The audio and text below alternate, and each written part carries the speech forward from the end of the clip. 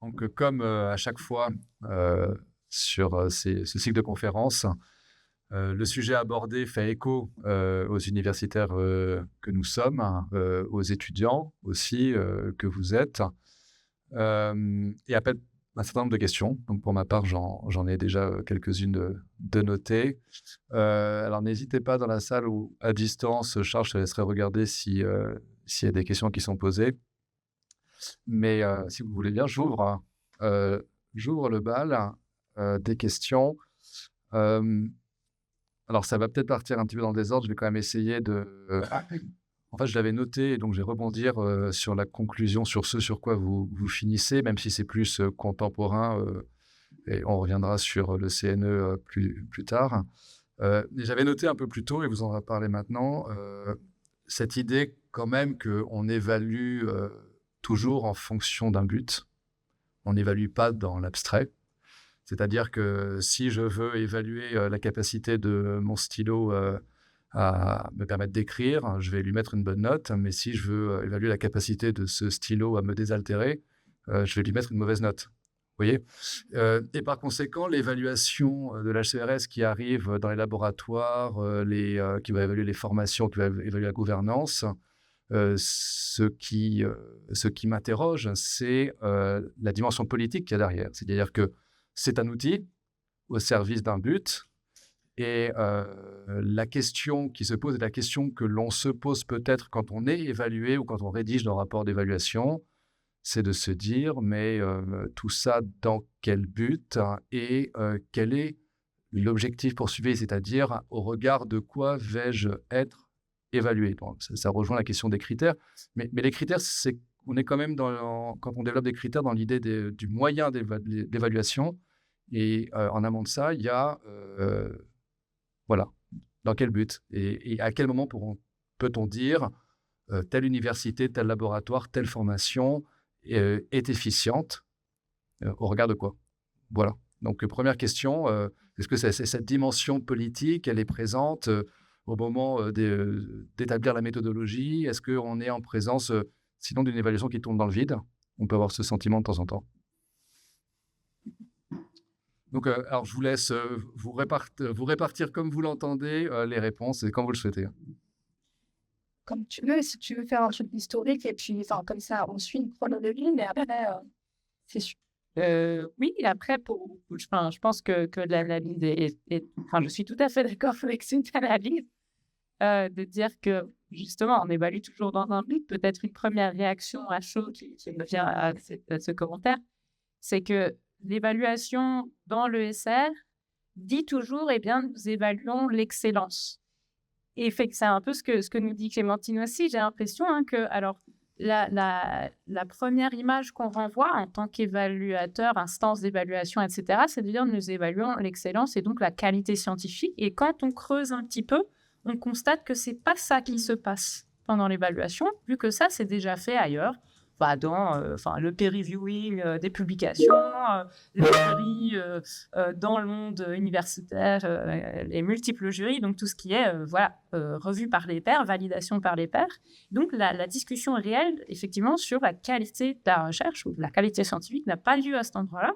Et c'est justement en essayant d'aller voir quels sont les critères et surtout quels sont les contextes politiques, législatifs, etc., de l'évaluation en question, qui vont nous renseigner sur qu'est-ce que ça véhicule finalement, et donc on peut parler d'intention politique éventuellement, effectivement, et je pense que j'entends dans ce que Clémentine nous a présenté cet aspect que un laboratoire, ça doit être quelque chose comme tu disais, où des choses collectives se passent et qui soient organisées, et dans l'évaluation que j'ai observée au CNE, eh bien, c'est cette idée que un établissement doit être porté par une présidence qui a un projet, en quelque sorte, ou en tout cas une idée d'avenir, etc.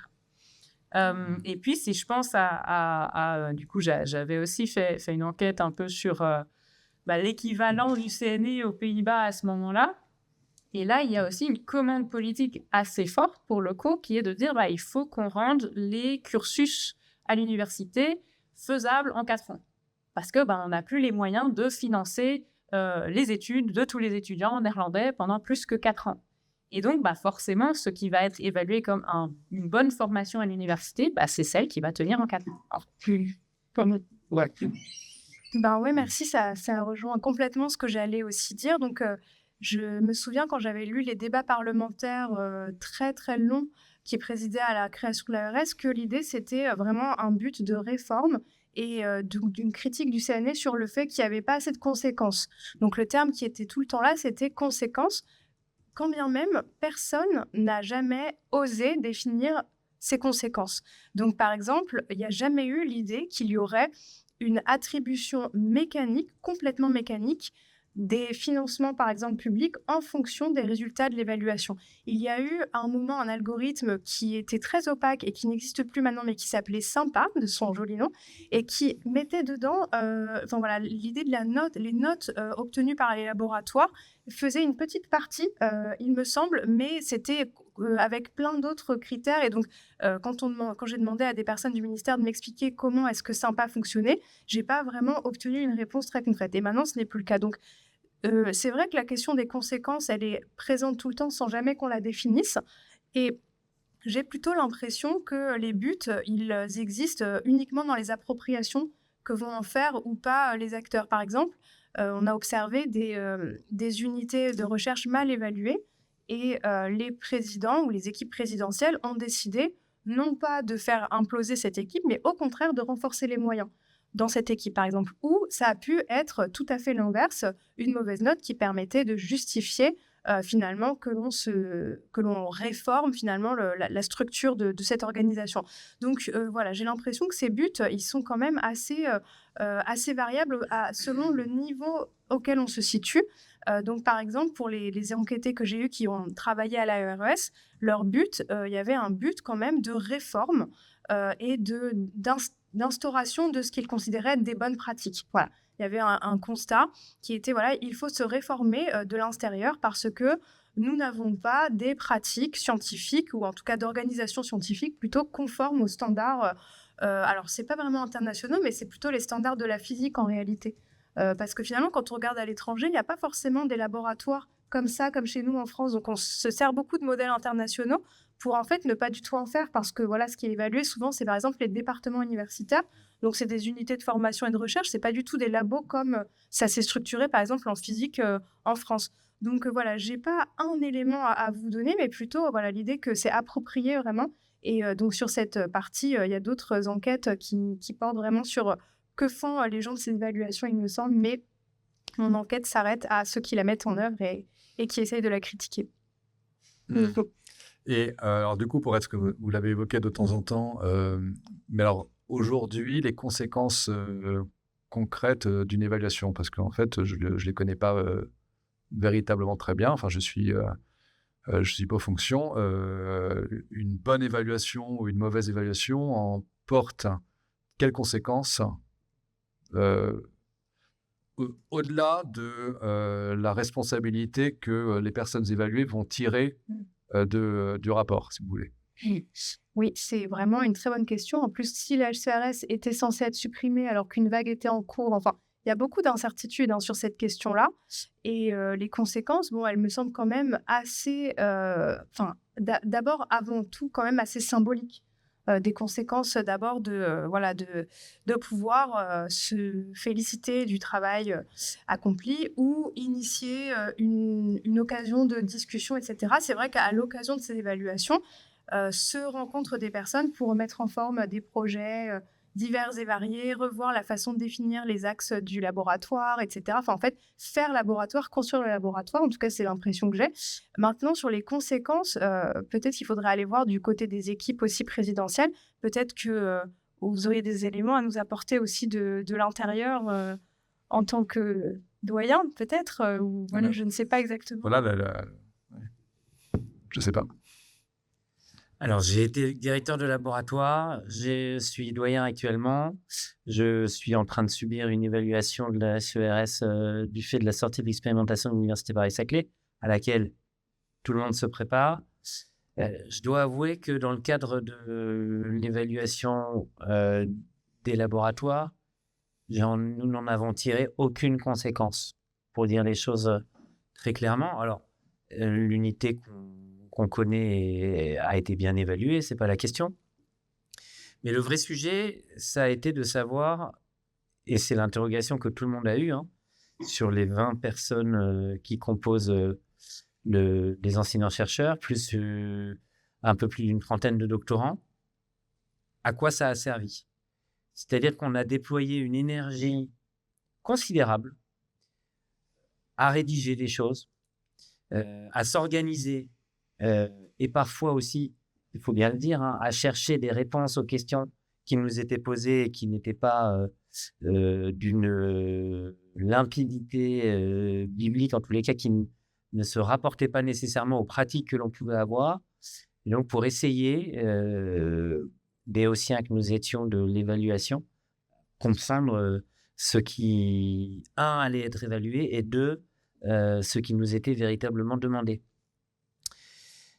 Ça a été un gros travail, et le résultat, encore une fois, dans la mesure où il n'y a pas de notation, dans la mesure où il n'y a pas de conséquences spécifiques, y compris même dans le regard qui peut être porté sur l'unité dans l'université en soi, j'y ai pas vu un intérêt, en tous les cas l'équipe, n'y a pas vu un intérêt absolu. Cette évaluation que j'avais subie, c'était 2018.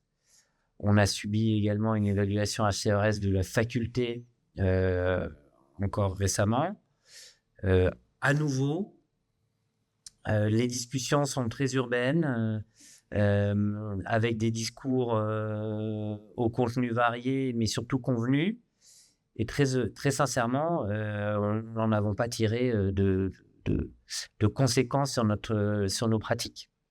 Je dois bien l'avouer. Alors, peut-être aussi parce qu'on est des bons élèves, hein. C'est-à-dire que la faculté est bien organisée.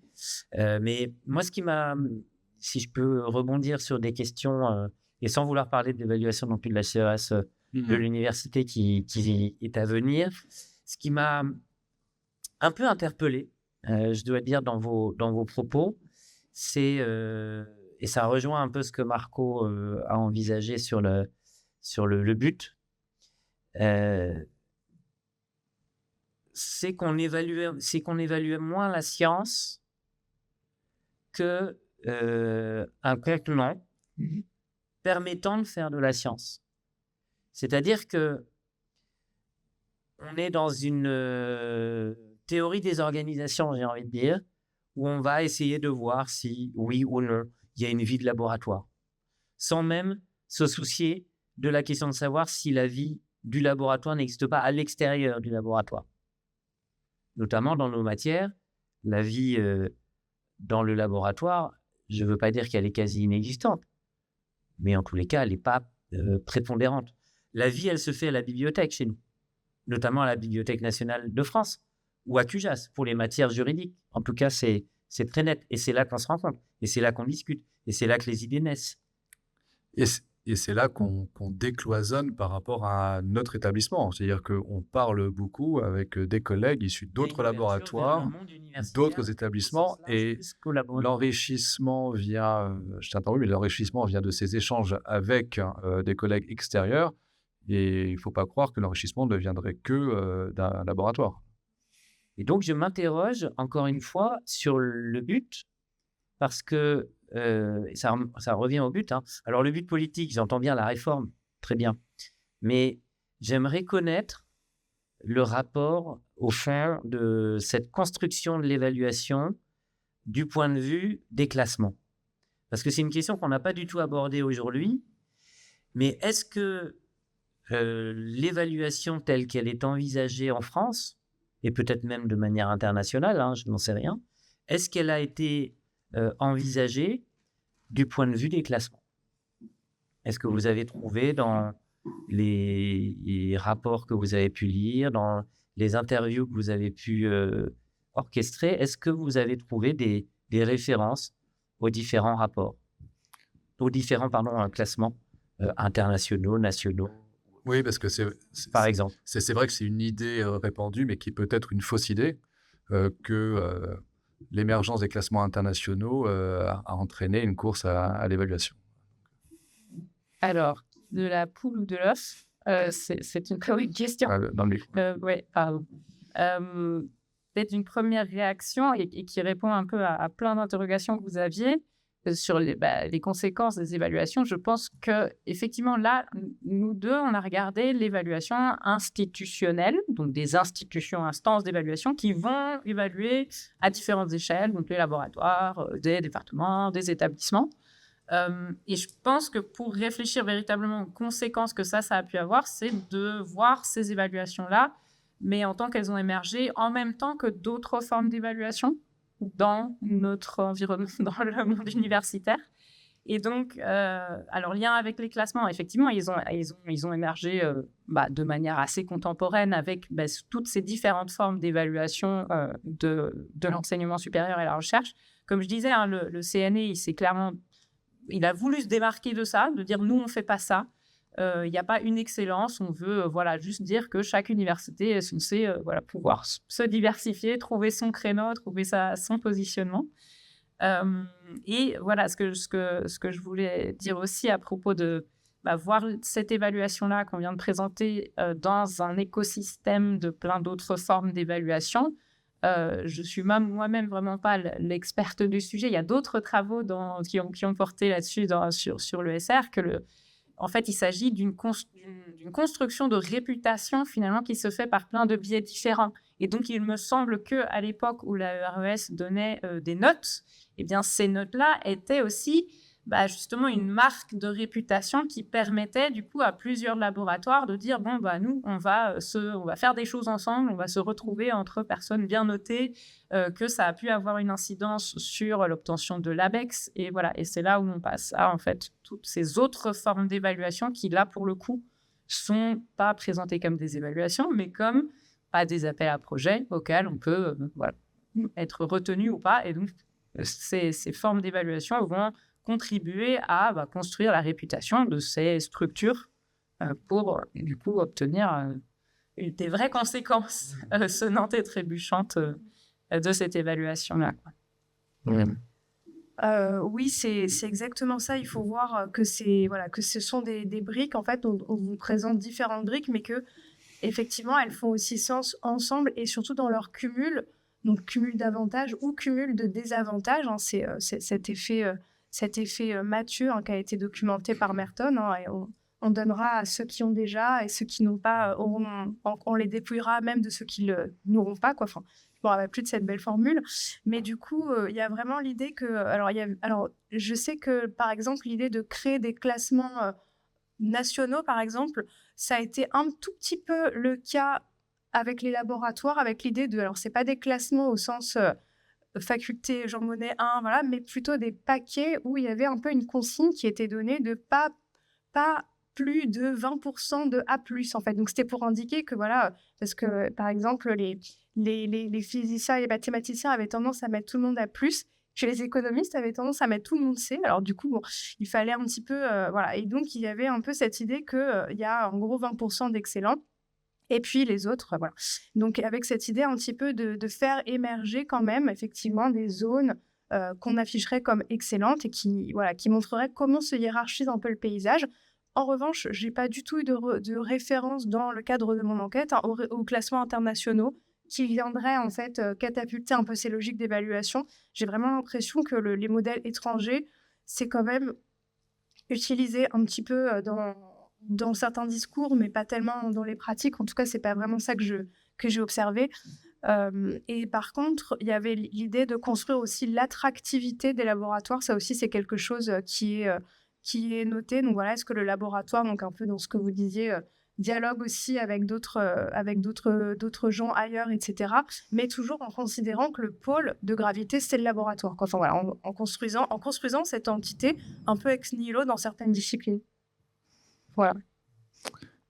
Et alors, je laisse filer ma pensée en vous écoutant parce que, alors ici, nous sommes dans une faculté de droit. C'est vrai qu'on parle beaucoup, chacun d'entre nous, d'un point de vue situé par rapport à la discipline dans laquelle on exerce. Donc, j'ai entendu que Schwartz, enfin, j'ai plus son prénom, Laurent Schwartz était mathématicien, que derrière la construction du CNE se fait beaucoup autour de physiciens. Et on sait que la construction de la science se fait de façon très différente dans les différentes disciplines et qu'on fonctionne par laboratoire dans des sciences dures ou expérimentales. Et vous l'avez dit, dans les sciences humaines et sociales, en littérature notamment, en droit, on a une expérience plus solitaire de la recherche. Et donc, peut-être que le bât blesse au point de départ de tout cela et que ceux qui ont pensé et construit et eu une vision pour l'université, ce qui est une très bonne chose d'avoir une vision parce qu'on manque peut-être aujourd'hui de personnes qui ont des propositions à faire, mais en tout cas que cette vision était elle-même située. Et quand il s'agissait de dire on va évaluer, et ce qui est important, c'est le laboratoire comme lieu central de production de la recherche, ça ne correspondait pas à toutes les disciplines. Oui, et c'est tout à fait juste parce que les personnes qui étaient en charge de cette section d'évaluation des laboratoires pendant les moments de construction de l'AERS étaient des physiciens. Alors après, il y a eu un littéraire, mais un littéraire converti, on va dire, voilà, converti à l'idée qu'en fait, oui, c'est exactement comme ça qu'il faut construire la science et la concevoir. Donc c'est vrai que ces impositions disciplinaires, on n'en a pas tant parlé que ça, mais elles sont déterminantes. Elles ont quand même connu quelques ajustements. Hein. Par exemple, dans les critères les plus valorisés au début, il y avait le dépôt des brevets. Ça a été assez vite modulé, en fait, en fonction des disciplines. De même que, par exemple, un ouvrage ou un chapitre d'ouvrage valait la même chose et qu'ils étaient mis en dessous de la vulgarisation. Donc ça aussi, c'est pareil.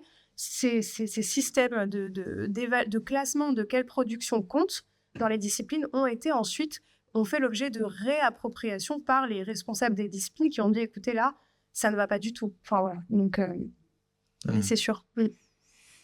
Et j'ai envie peut-être de réagir presque par une espèce de boutade. Les évaluations, peut-être malheureusement, je ne sais pas, ne sont pas faites par des sociologues des sciences et ne sont pas faites par des ethnographes des sciences et donc ne sont pas justement des ethnographies, des sociologies des différents domaines scientifiques. Sont autre chose que ça.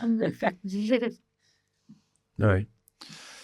Donc, voilà, ça peut expliquer en tout cas, parce que j'ai moi-même à une époque co-dirigé mon laboratoire et donc j'ai été en charge de la rédaction d'un rapport. Je vois ce que c'est. Et j'ai participé aux auditions aussi. Et voilà, pour rebondir un peu sur ce que disait Charles tout à l'heure, en tout cas dans notre discipline, on a un peu le sentiment d'un jeu de dupes. Mais même le comité, on a le sentiment que le comité, là, ce sont des pairs qui eux-mêmes sont soumis à l'évaluation et qui, là, sont en position d'évaluateur, peut-être pas tout à fait à l'aise. Et chacun joue un rôle, c'est-à-dire qu'on sait que notre recherche se joue d'une certaine manière et on fait semblant, pour répondre un petit peu aux items dont vous avez parlé, de parler d'autre chose, la manière dont la recherche se fait. C'est-à-dire que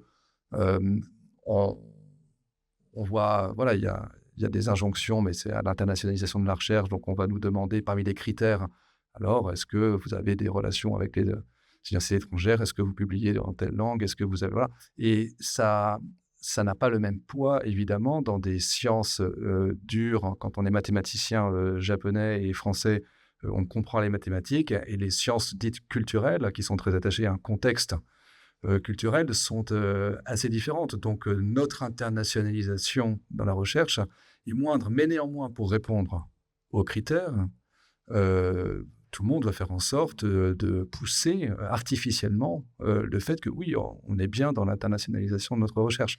Vous voyez ? Oui, tout à fait. Mais ça me fait penser à quelque chose, en fait, en me demandant pourquoi est-ce que certains sont engagés dans ce jeu de dupes. Et j'avais observé, par exemple, la création d'un critère d'impact social de la recherche. Donc c'était au terme de cette commission avec des littéraires, toutes les sciences humaines et sociales, ils ont fini par décider de créer un critère qui va évaluer comment est-ce que les laboratoires valorisent en fait socialement et parfois économiquement aussi ou culturellement leur recherche. Et donc, il y a eu bien sûr des conflits très importants avec l'idée que ça va assujettir la recherche à une sorte de demande externe. Ça va, c'est une forme d'hétéronomie finalement.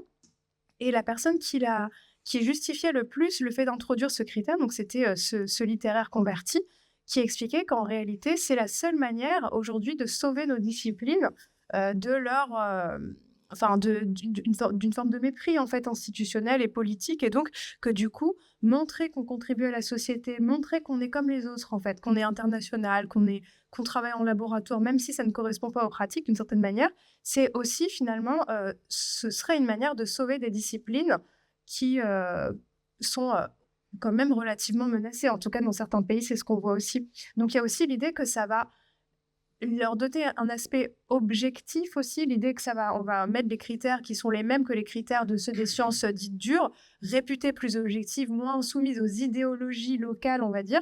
Et donc j'ai l'impression que c'est aussi une forme de stratégie de survie.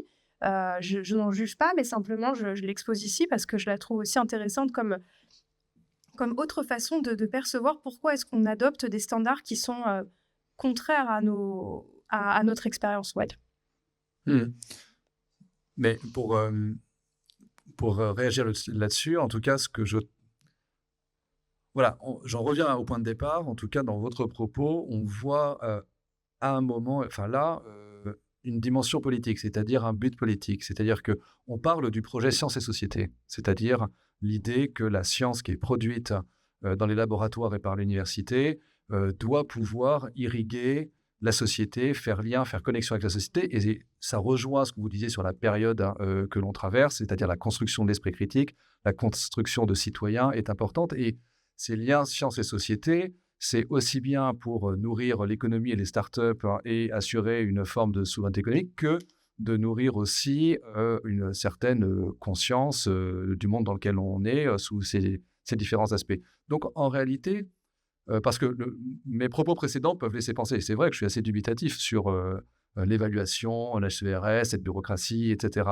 Mais quand je vous écoute là, je comprends très bien, en revanche, qu'il puisse être intéressant d'évaluer, en tout cas de regarder la manière dont une université va pouvoir connecter avec le corps social de façon à pouvoir l'irriguer de ses pratiques, l'irriguer de l'esprit critique, se nourrir de ce que le corps social lui renvoie aussi pour ouvrir de nouveaux objets de recherche. Donc j'ai envie de dire, s'il s'agit d'évaluer ça, j'ai aucun problème avec l'évaluation. Et en fait, on en revient au départ, tout dépend de ce à quoi sert l'évaluation. Vous voyez ce que je veux dire ? Oui, peut-être tout dépend de qu'est-ce qu'on fait de l'évaluation.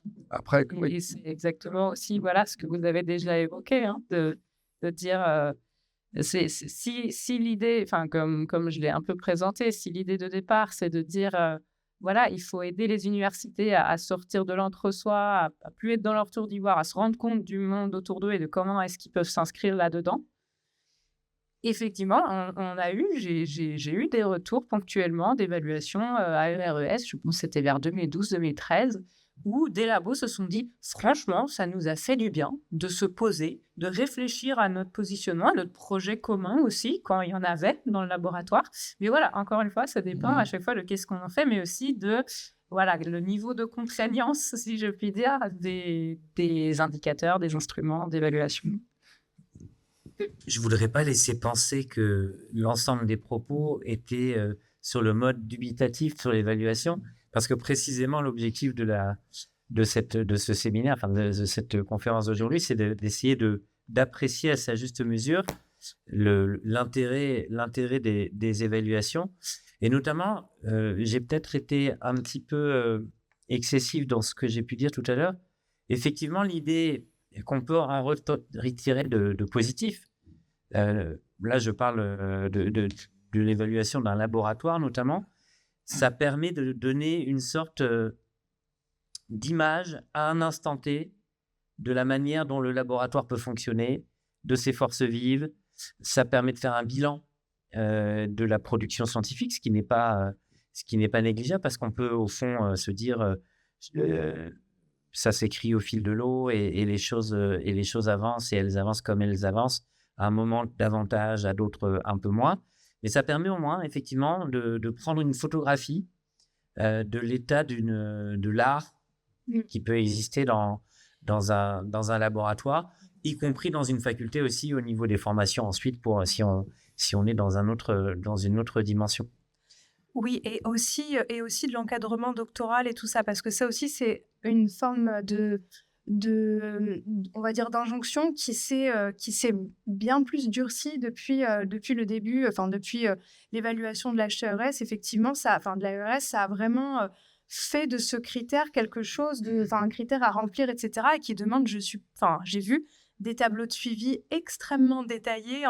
Voilà. Donc il y a aussi cette question-là de comment le laboratoire contribue à la professionnalisation, à la formation professionnelle et à l'insertion de ces doctorants, mais aussi, est-ce que c'est adossé à des formations de master, etc. Donc, ce lien recherche-enseignement aussi, qui a été vraiment formalisé avec l'AERS. Et ça, c'est aussi un des effets, comme indiquaient pas mal de mes enquêtés, qui disaient, voilà, en fait, nous, ça a vraiment créé ça a créé la question des préoccupations des doctorants au sein du laboratoire, en fait.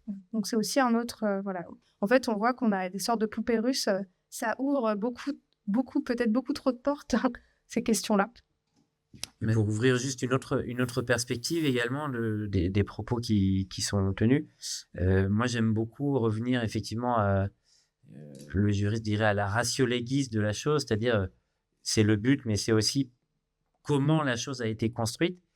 Et c'est vrai qu'il y a un côté un peu auto-centré sur les sciences dures, sur le fonctionnement d'un laboratoire de physique, vraisemblablement, si j'écoute bien les choses. Et c'est vrai qu'on peut se demander si, au fond, il ne serait pas opportun aussi d'envisager une opposition qui nécessairement existe entre, d'un côté, les sciences exactes qui peuvent fonctionner sur cette mécanique du laboratoire, d'une organisation particulière, et de l'autre, ce que Georges Vedel, on est dans la salle Vedel, donc on peut le dire, appelait les sciences inexactes, et qui, en réalité, fonctionnent peut-être sur d'autres canons. Et il serait intéressant d'avoir ces deux pôles, au fond, dans les universités, qu'elles soient des universités à propension scientifique, pour laisser justement libre cours un petit peu au déploiement de ces fameuses sciences inexactes que sont les SHS. Alors ça, sur le terrain de la sociologie, je ne sais pas comment ça fonctionne aujourd'hui au HCERS. Est-ce qu'il y a des collèges différents, disciplinaires, pour penser de façon différente les critères d'évaluation, les questions dans les rapports, ou est-ce que les disciplines sont encore mêlées, si vous voulez? Est-ce que cette différence disciplinaire est-elle actée ou pas? C'est assez essentiel. C'est vraiment important, cette idée qu'ils avaient toujours voulu garder un socle commun. Et ça, c'est vrai qu'il y a eu vraiment une forme de... Une sorte d'adaptation à la marge. Et après, des adaptations à la marge, et laisser un peu à la discrétion des comités d'évaluateurs qui, eux, sont composés des disciplines qui forment celles du laboratoire. Donc, il y a un peu cette idée que c'est ensuite par le bas qu'on verra les adaptations. Et donc, brevet, écoutez, depuis le début, il barrait ça. En fait, il dit le brevet... Moi, je l'ai vu dans mon questionnaire, la question des brevets. Voilà, donc en mettant l'accent sur le côté modulable de ces critères, donc avec une définition qui, en fait, n'est pas si neutre que ça, parce qu'en donnant une définition aussi extensive de tout ce qui est possible de faire, ça donne aussi l'image qu'il faudrait faire tout ça pour être excellent. Donc, c'est vrai qu'il y a aussi... c'est pas si... c'est quand même politiquement engagé de mettre tous les critères tout en faisant semblant de laisser les gens les accommoder à leur manière. Mais en fait, ça indique quand même qu'il y a ça qui compte. Voilà.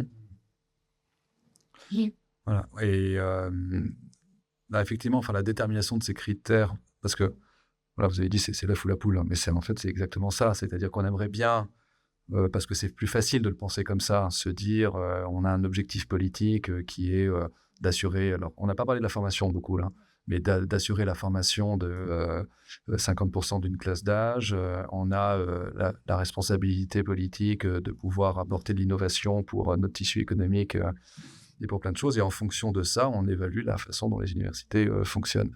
Et en réalité, la question que je me pose, c'est, à un moment, pour être plus général, la machine, au sens large, la chose construite, a une incidence sur la façon dont nous nous comportons et dont nous sommes. Et donc, les critères d'évaluation, les questionnaires qui nous sont posés, etc., par effet retour, en réalité, vont modeler, parce que tout le monde n'a pas l'âme d'un résistant ou d'un révolutionnaire, et la volonté d'être bien noté, même si on n'y croit pas, vis-à-vis de ses formations, vis-à-vis de ses collègues, on a presque la responsabilité d'arranger la réalité pour obtenir la bonne note, voire, quand on veut vraiment être sincère, de transformer la réalité.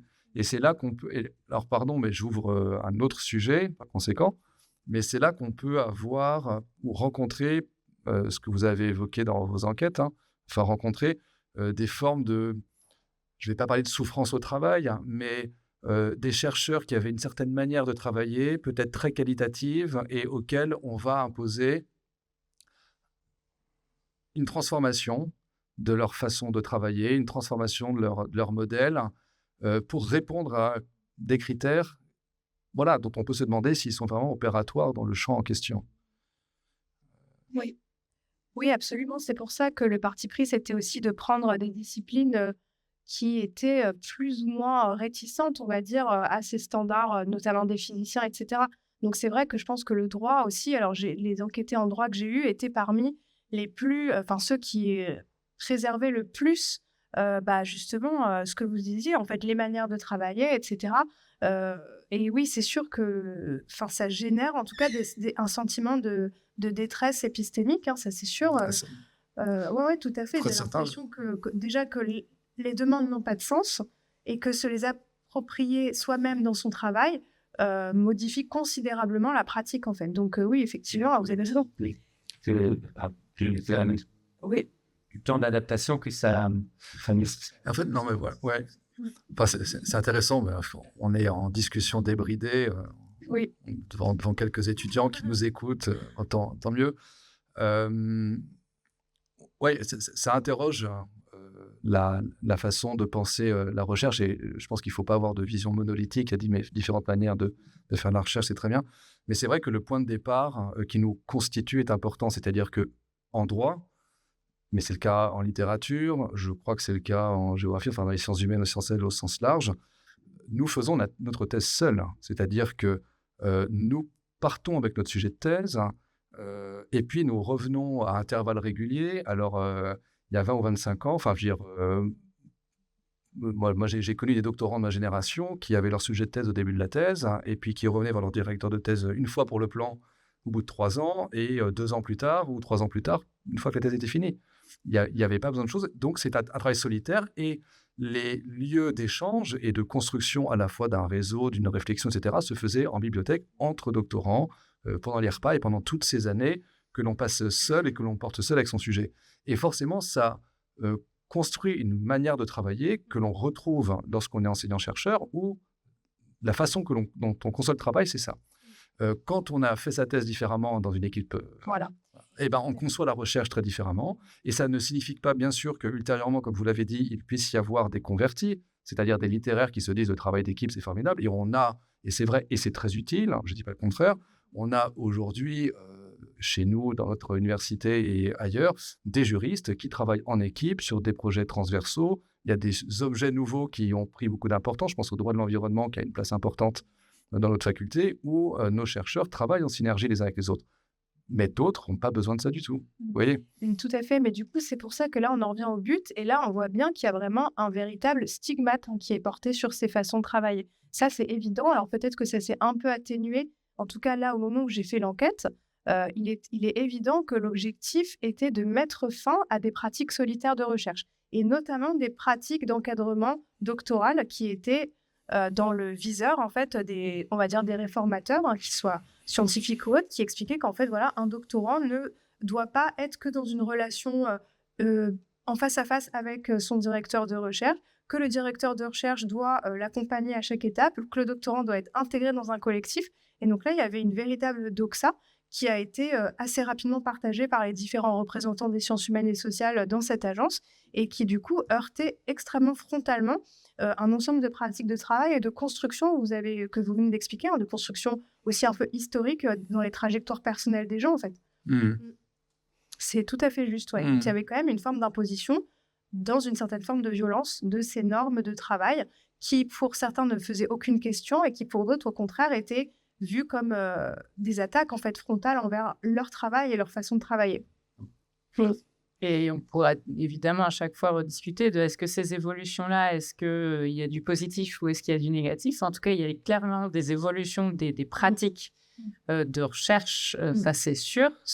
En fait, vous faites un peu référence à ce qu'on appelle la performativité des indicateurs. Donc en gros, une fois qu'on a décidé que voilà, c'est qu'on va compter le nombre de publications, forcément vous allez vouloir publier plus. C'est ce qu'on observe, c'est ce qu'on observe aussi dans voilà, cette volonté d'avoir des masses critiques pour pouvoir être visible voilà, sur des classements, obtenir des financements, etc. Ouais. Ce qui m'interroge aussi, au-delà de l'évaluation, c'est les perspectives. Si on met un peu tout l'un à côté de l'autre, au fond, on est face à des systèmes d'enseignement et de recherche qui sont comparés, on les classe, on a quand même un fort mouvement d'internationalisation qui se met en place, avec l'idée qu'il va falloir se dire que tel système, telle université est meilleure que l'autre, y compris à l'international. Si on regarde juste en Europe, on va mettre en place tous les appels à projets, IDEX chez nous, Excellence Initiative en Allemagne, etc. Enfin, on est vraiment dans cette mécanique très classique avec... qui est presque de la globalisation et la mise en évidence d'une université managériale, qui est quelque chose quand même qu'on n'avait pas du tout connu dans la tradition universitaire européenne, voire peut-être dans d'autres cultures. Et moi, ce qui m'interpelle dans ce schéma-là, c'est quand même qu'on ne compare-t-on pas financièrement en plus des choux avec des carottes. Parce que le budget d'Harvard de l'année dernière, c'est 32 milliards d'euros. Le budget de l'enseignement supérieur français, quand on met tout bout à bout, avec les politiques sociales, c'est 31 milliards cette année. Donc, pour l'année prochaine, c'est ce qui est prévu. En hausse de quelques millions, de quelques centaines, de 301 millions, je crois. Donc, on est dans une mécanique quand même qui paraît... moi, en tout cas, ces deux chiffres-là m'interpellent terriblement dans cette course à l'échalote un petit peu qu'on crée, y compris dans cette mécanique de l'évaluation, dont, encore une fois, c'est vrai qu'à la fin même de notre... on arrive au terme un petit peu de notre conférence et j'ai du mal à avoir toujours cette fameuse question qu'on a posée depuis le début. Pourquoi? Un petit peu. Moi toujours, je vous en blâme pas, parce que c'est la question, la réponse n'est pas évidente, on l'a bien compris. Comme réponse au pourquoi, vous avez évoqué quand même une chose en disant c'est permettre ou demander aux universités, alors au sens large, les laboratoires, les formations, etc., de porter un regard rétrospectif sur elles-mêmes et sur leur fonctionnement, et peut-être l'idée de les responsabiliser pour s'améliorer elles-mêmes. Donc, plutôt que de tordre le bras en disant à l'issue de l'évaluation, je vais couper tant de financement, je vais fermer tant de formations, dire voilà, on évalue, on vous dit ce qu'on a vu et entre guillemets à vous d'en tirer les conséquences. À la fois, et c'est une bonne chose, et je ne cherche pas le bâton pour demain, je trouve ça bien de laisser à chacun la possibilité de tirer les conséquences de l'évaluation. Et je me demande, et ça fait écho à d'autres conférences qu'on a eues, notamment sur si ça ne s'inscrit pas dans un mouvement d'ensemble. On a quelques étudiants qui nous font l'honneur de nous écouter, et parmi les choses dont on a pu en parler précédemment, il y a cette idée qu'on demande aujourd'hui un petit peu aux étudiants d'être les auto-entrepreneurs de leur vie. C'est-à-dire que quand on parle de Parcoursup, dès avant Parcoursup, il faut choisir les options en considération du projet qui est le sien avec l'algorithme, que derrière, on va leur demander... Alors, je crois qu'il y a des contrats, parfois une sorte de contrats pédagogiques ou contrats qui vont être passés par les étudiants. Et donc, on est sur une idée de prenez-vous en main, vous êtes... alors même qu'on est toujours dans une dimension de formation assurée par le service public, vous êtes les entrepreneurs de vous-même. Et je me demande si derrière ces évaluations-là, quand vous parlez de responsabilité, on ne demande pas aux universités, allez, soyez les entrepreneurs de vous-même, On va vous aider un petit peu en créant cette instance qui va évaluer. Et derrière, on compte sur vous pour être innovant, pour être dans l'excellence, voilà, sans trop savoir où ça va. Donc, je ne sais pas, ça s'inscrit peut-être dans un mouvement très global qui touche toutes les dimensions de l'université. Oui, ça c'est sûr. Vraiment, cette dimension de construire un projet, ça c'est quelque chose. Je crois qu'il y avait un livre qui s'appelle comme ça, La société par projet. Enfin, ça me dit quelque chose en tout cas. Enfin, cette idée que voilà, on est tendu vers un avenir, on est capable de construire des projets. Des projets de quoi? On ne sait pas, mais en tout cas, on fait des projets. Et aussi, je pense que l'autre but aussi, donc c'est à la fois cette idée de voilà, être capacité à élaborer des choses pour un avenir. Et puis l'autre capacité, c'est celle de rendre des comptes, c'est-à-dire d'être capable d'exposer une activité qui a été faite. Moi, j'ai l'impression, alors on peut dire que c'est beaucoup de travail pour pas grand-chose, mais c'est vrai qu'il y avait vraiment cette idée que les fonctionnaires, en fait, ne rendent pas compte de ce qu'ils font et ils doivent pouvoir rendre visible leur productivité, finalement. Ça, c'est... Ouais, Voilà, je pense que je ne sais pas si vous êtes d'accord avec ça. Moi ça m'évoque, pour le coup, c'est une discussion amicale avec voilà, un docteur en droit qui aujourd'hui est devenu avocat, mais je me souviens très bien de cette conversation et qui disait, de toute façon, nous, à l'université, on est l'un des derniers corps, les enseignants-chercheurs, à disposer de la liberté académique et donc à ne pas être contrôlés, contrairement même à ceux qui sortent de Polytechnique ou de Normale et qui arrivent dans l'administration centrale et qui sont soumis à une hiérarchie forte. Et cette idée serait insupportable dans le monde d'aujourd'hui, qu'il puisse y avoir un petit espace de liberté, donc continuer de profiter certains, et qu'il faudrait quand même eux aussi aller les contrôler et leur dire si oui ou non ils font bien leur travail. Peut-être qu'une formule qu'un recteur d'université américain avait dit à ses ouailles, c'était les universitaires, c'est comme les chats, on ne peut pas les gouverner, on ne peut que déplacer la nourriture.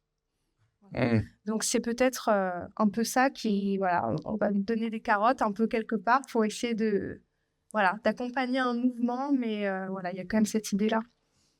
Ou les priver de nourriture aussi, ça arrive. Aussi, ça marche aussi. Non, parce que voilà, il y a la question des moyens, vous l'aviez évoqué, c'est pas l'objet. On a eu une conférence entière sur le financement de l'université et la question des ressources, donc évidemment, c'est quelque chose de fondamental. On évalue en fonction d'un but, on évalue aussi en considération en fonction des moyens qui sont mis à disposition. C'est-à-dire que on ne peut pas demander à quelqu'un de prendre le départ d'une course, de lui retirer ses chaussures et puis de dire tout au long de la course, tu te débrouilles pas très bien, tu cours moins vite que les autres. Voilà. Et alors par contre, je ne dis pas que l'HCERS fait ça. Je pense qu'ils ont tout à fait conscience à chaque fois qu'ils évaluent des difficultés. Et en tout cas, l'expérience personnelle que j'ai, c'est que l'évaluation avait pour objet de faire remonter les difficultés, notamment pas tant au ministère que vis-à-vis de la présidence, que la présidence de l'université, qui est quand même assez éloignée de tous ces petits laboratoires, puisse avoir conscience aussi de la situation dans laquelle il se trouve. Contexte particulier des laboratoires. Mais moi, mon sentiment final quand même, c'est qu'il y a quand même différentes façons de faire de la recherche, que même quand on raisonne par champ disciplinaire au sein d'une même discipline, vous l'avez dit, il y a différents profils. Il y en a qui aiment travailler en groupe, il y en a qui aiment travailler seul. Et en réalité, on n'est jamais meilleur que quand on fait des choses comme on aime les faire.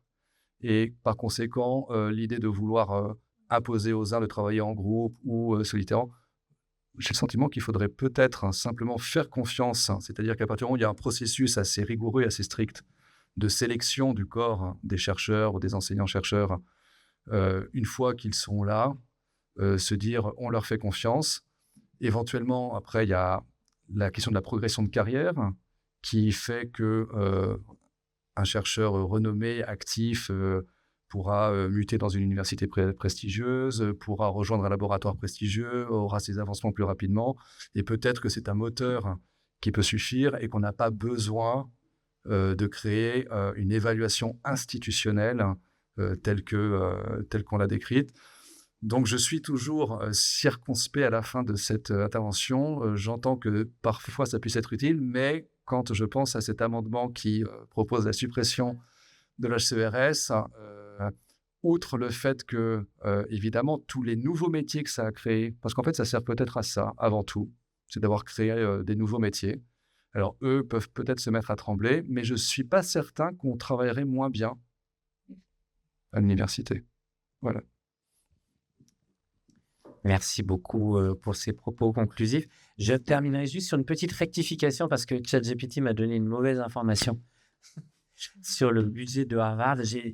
Il parlait de la dette, enfin du budget. En réalité, c'est le patrimoine. C'est fondatif. Donc, on est dans cet ordre-là de 32 millions. En réalité, le budget pour 2025, c'était 6,7. Mais il n'en demeure pas moins que 6,7 par rapport à 31 milliards. On est toujours dans une proportion qui laisse un peu songeur. Merci beaucoup en tous les cas d'être venu jusqu'à nous pour discuter évaluation. Nous vous remercions beaucoup de votre participation.